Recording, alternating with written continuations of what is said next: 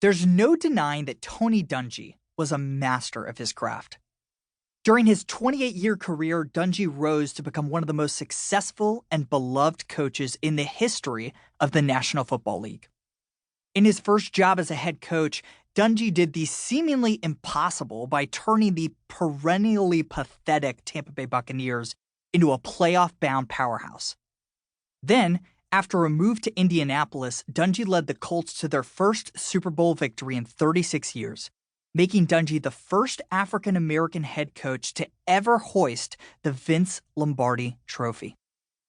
As anyone close to Dungy will tell you, the soft-spoken coach is intensely passionate about the pursuit of excellence, holding the highest standards for himself and his players. But what inspired Dungy to work with such a passion for exceptionalism? Much like the other masters throughout this audiobook, Dungy's motivation for excellence in his work stemmed from something much deeper, more sustainable and God-honoring than the pursuit of fame, fortune, and trophies.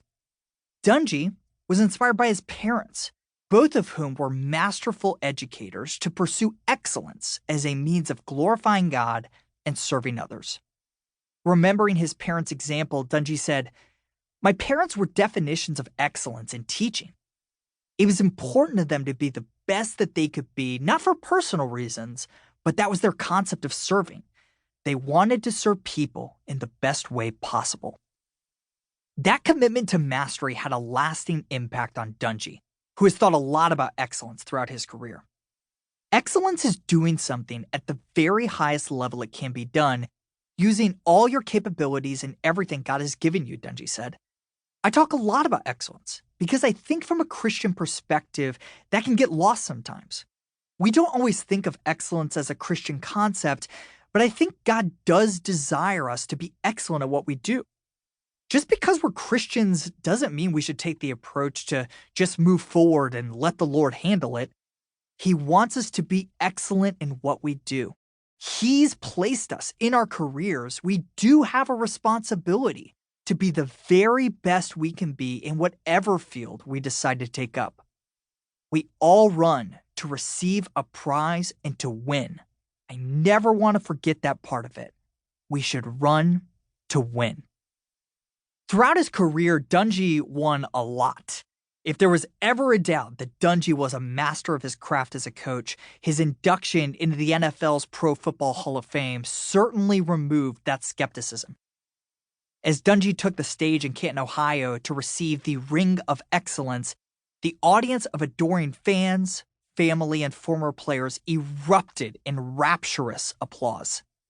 Clearly, these fans were celebrating Dungy's excellence on the field, but as anyone who knows Dungy will tell you, they were applauding something much more.